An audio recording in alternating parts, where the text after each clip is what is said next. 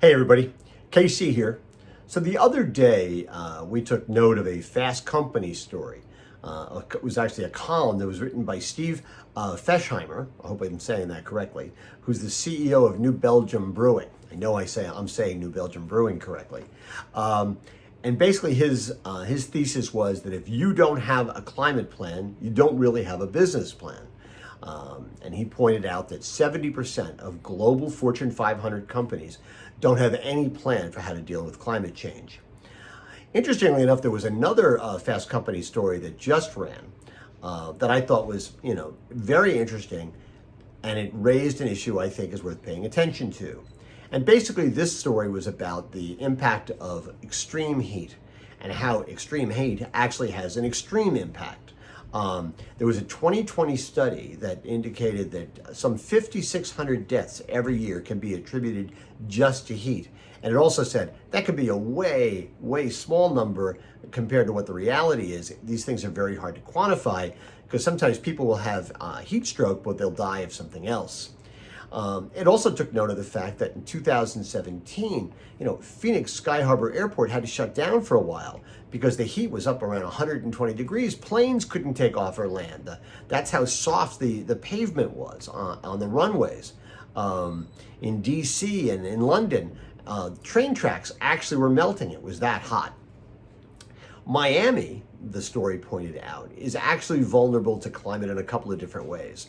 First of all, there's the concern about the rising of sea level, which could put a lot of Miami underwater in the long term. And there's also the fact that they've also been suffering extreme heat in Miami in recent years. So what Miami actually has done is they've appointed what they're calling a chief heat officer, a CHO. And they're not the only city that's doing it. Athens, Greece is doing it, and Freetown, Sierra Leone is doing it.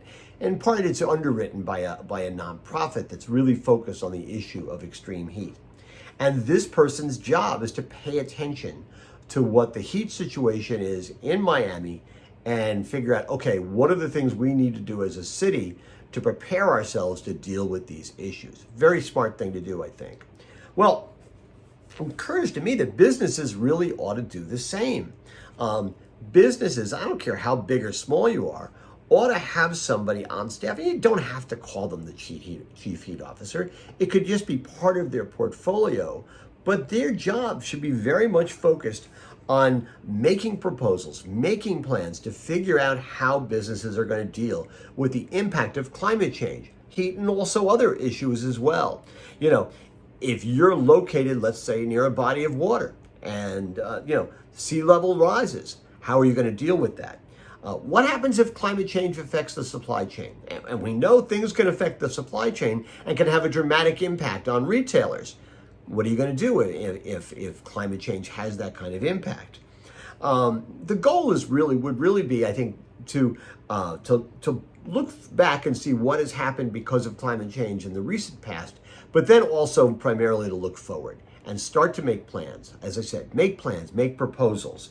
And it would be critical for this person or these people to be specific, to be vigilant, and to make sure that the business is prepared.